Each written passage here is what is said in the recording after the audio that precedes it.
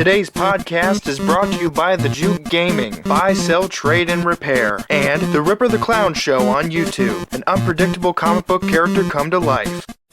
Okay, well, let's start this podcast off about Dr. Nick getting slammed by Dixie Carter. Yeah, the other night I decided to tweet Dixie Carter. As you know, Dixie Carter is the president of TNA Wrestling. I said, "Hey Dixie, you're by far the worst thing that's ever happened to Impact Wrestling." And she wrote back to me and she goes, "Well, thinking like that, darling, you're going to be stuck being broke and jobless."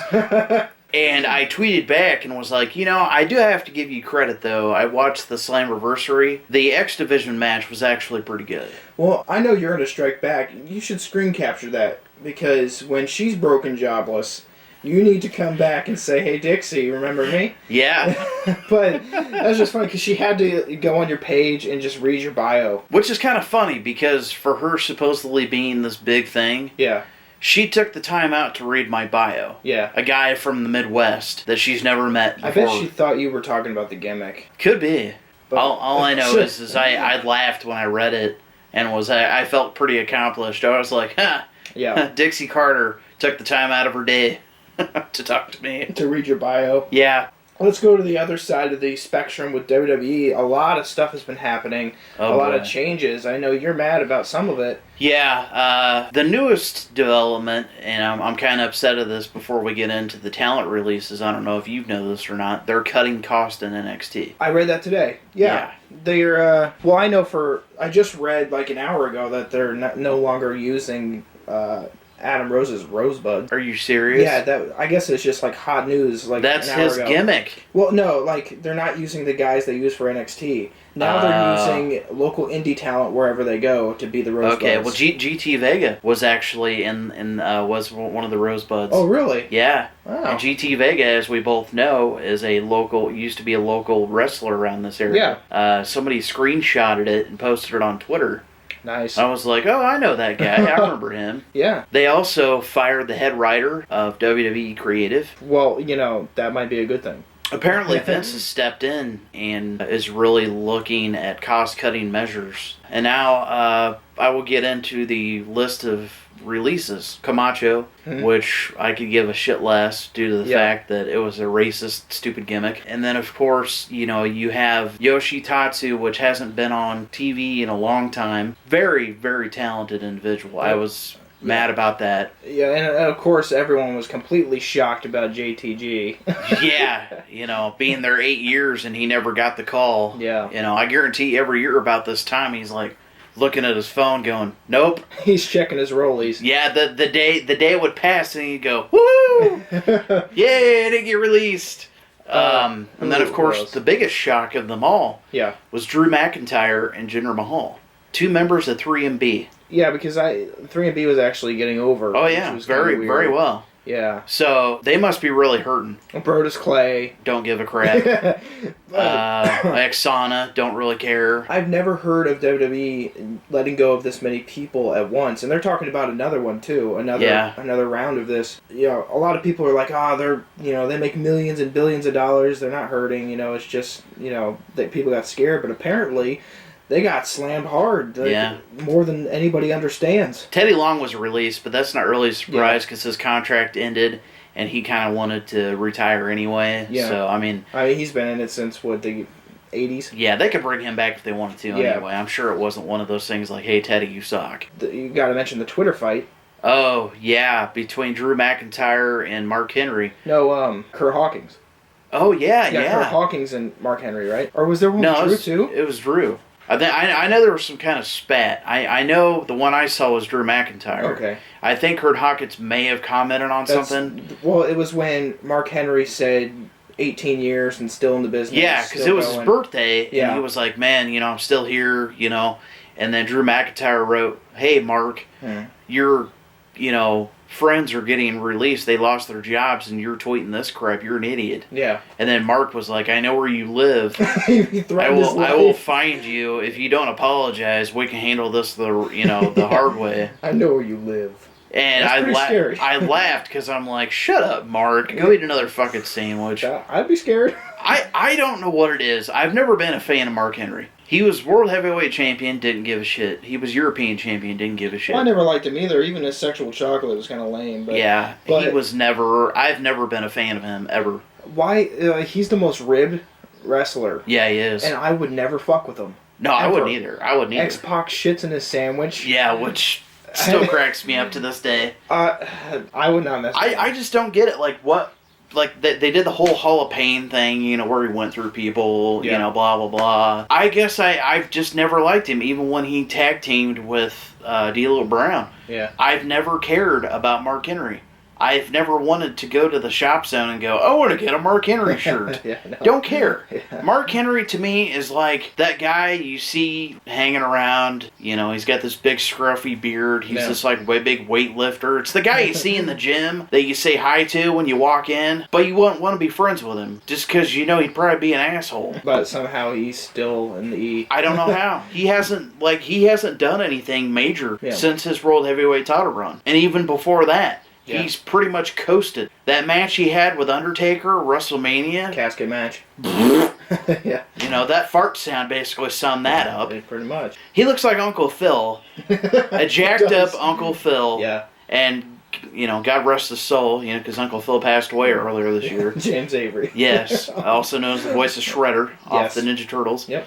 But yes, he looked like a jacked up Uncle Phil, and well, like this whole release, like the luckiest people on the roster right now are Alberto Del Rio, Jack Swagger, Zack Ryder, Khali. These guys are lucky bastards. Yeah, because they are. Actually let go of real talented people and kept these dudes that have been coasting forever. Kofi Kingston's still on the roster. Yeah, they'll never get rid of Kofi because he's loved by kids. True. Yeah. Same thing with like Sin Cara, even though Hunico took over the match. They'll get rid of Kofi when he runs out of ways to get eliminated at the Rumble.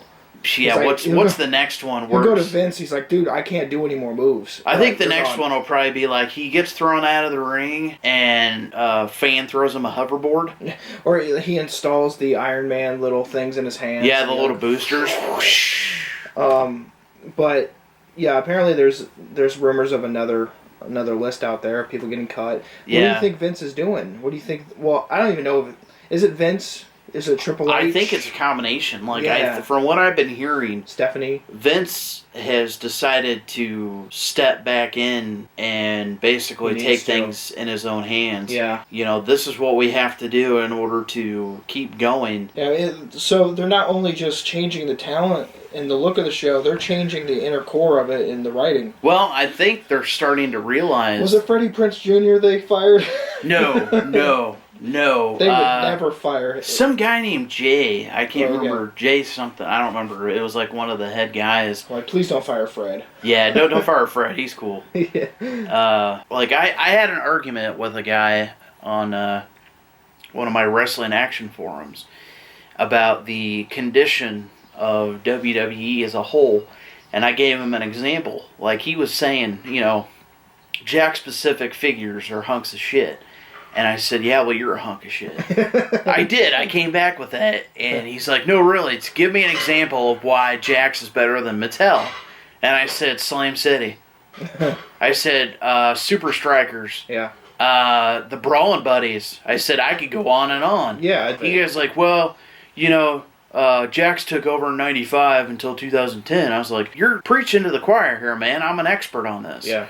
And I said, yeah, some of the figures were the same molds and, you know, they didn't really change anything. But I said the thing is why won't you admit that they're not giving 100% anymore? Their gimmicks are rehashed. Their idea of a 3-hour show is okay at the beginning, a bunch of filler, and a shitty main event. Uh-huh. We had a good 20-minute argument through messages, and then there's like 5 or 6 people in the room that got in there with it, and they were all for me. They're like, I don't know who you are, but you're saying everything that we believe. Yeah. And of course, I plugged our channel. Whoa, I'm Dr. Nick from the Broadcast Podcast Network. Yeah. But, you know, those are what I call enablers. They're people that defend it no matter what, and those are the reasons why we've had 10 to 15 years of shit. Yeah. Because they're like, oh, there's nothing wrong with it, they'll fix it. No, it takes standing up and tackling these companies on social media for them to actually get it and do some changes. Well, I'd have to say the worst part about it is you have these guys that every time you try to make a comment, they call you fanboys. Yeah. And I'm like, hurt. Yeah, and I'm like, no, the difference is I actually remember when it was good. Well, this is America. If you want something different, you got to fight for it. Yeah, you got to change. You can't, if you just sit there and let it go. Yeah. Which a lot of people have done over the years. WWE is just going to continue collecting their money, and they're going to continue putting out. That's pretty much a dictatorship on wrestling. Yeah, I mean, last year was shit. Oh, yeah. And I want to get your take on this because there's many different people over the years that have either been supportive of it, trashed it, whatever. When will people stop standing up for the nostalgia factor of, oh, well, TNA was good at this point, so we're going to stick with it? I'm all for that. That's fine. Yeah. But why is it that, like, when you put on, like your Facebook or your Twitter or whatever, you go, watch this tonight, couple good matches, and then you have people swarming on you that are like, oh, you still watch that crap? Yeah, I can't stand the people that don't let other people have opinions, and they have to debate. I hate debaters. Even master debaters. Master debaters are the worst. Oh, absolutely. They got carpal tunnel. Yeah, that's my big gripe. Standing up for the product when you know it's shit. You're just a yes man for WWE. And I salute everybody who stood up for it. And now they're finally starting to take some drastic changes. I mean, when do you hear of them firing writers? Mm-hmm. Usually they just have a writers meeting and they say write differently. Yeah. They fired the dude. Yeah, obviously they were pretty adamant on, okay, we've given you enough time to turn things around and you obviously can't do it. Not to say that I could do it, because I'm sure it's a difficult job to constantly keep up with, okay, what day is it? We've got 6 shows this week and we got TV 3 times next week. They basically have to come up with enough stuff month after month after month. I give the guys in creative all the props in the world. That is the most cutthroat part of wrestling, in my opinion, because when we were in a Fed on the Indies, we started to introduce more of like a WWE style to the Indie. We operated a weekly show on the internet, and we're coming up with ideas for storylines, in-depth storylines where you don't see on the Indies. Yeah. You just see a bunch of matches on YouTube, and it's just kind of thrown together. It makes no sense. So we started to introduce storytelling and stuff, and the people weren't seeing the big picture, as I like to call it. Not only were they not seeing the big picture, but you also have the stigma of the main person that makes the decisions has someone in their ear. The booker, yeah. Yeah, the booker has someone in their ear that may or may not necessarily have the company's best interest in mind. Yeah, especially if that booker is a wrestler for the company. Yeah. That may be one of those things where you either have to trust other people to help you, or you have to choose between either competing or being an office person. So then we're starting to introduce great storytelling and structure, and they didn't see the big picture, and we had a falling out, and then we left and started this podcast network, and we watched the Fed we used to be in, and the person took it over and knows nothing about structure or storytelling or pretty much booking on a writing level, and it's gone to complete dog shit. Yeah. And that's why I give credit to these writers, and I mean, to write an episodic television show that's wrestling, where people already know the inside of the business, so you have to try to sway them all the time. That's pretty hard. I mean, granted, you're never going to please everyone. Yeah. That's just how it is, but like, why would you purposely take an idea that you know in your heart is not best for business, and just because like 4 or 5 people that are in your inner circle go, yeah, it's a good idea, they're going to tell you it's a good idea because they're involved. They're going to go, oh yeah, go with that, that's fantastic. Because the storyline you just wrote involves all 4 of those people. They're not going to tell you it sucks, because if they do, they lose their spot. So like when, both of us decided to step away, I think it was the best thing that ever happened to me. Same here. I wasn't used properly, obviously. Well, especially, looking at what the product is today in that company. Yeah, it's like jumping off the ship before it sinks. It's embarrassing to watch it. Yeah. And I hope that there's nobody that still thinks I'm linked to it, because I would not want to walk into a store and go, hey, you're part of that thing. I'm like, no, I'm not. Yeah. I got my own thing now. Yep. It's embarrassing. Yeah. I'm perfectly fine with being known as Dr. Nick from the Two Broke Jobless Guys, Broke Ass network. I'd rather be called broke ass than work for a company that doesn't get the big picture. I guess you'd call that rip ass. Yeah, rip ass. Because it smells like a butthole. Stank ass. Yes, welcome to the cattle zone. Because it's full of bullshit. Because in this world, there's no more middle class. There's upper class and broke ass. Yes, we're the broke ass. Yeah, we're the broke ass. Like, I literally went through a drive-thru one day, and I had to, scrounge for change in my cup holder. And I was like, yeah, I'd like a sweet tea. All right, that'll be $1.05. And I'm like, it says right there $1. Well, there's tax, sir. Tax on a sweet tea? Yeah. You kidding me? You just took the sweetness out of this tea. Yeah, now it's very bitter. It's a bitter tea. I don't even want it. And I took off. I was like, I will go home and make my own tea. Screw you. There's Booker T, then there's bitter tea, and that's Stevie Ray. Nice.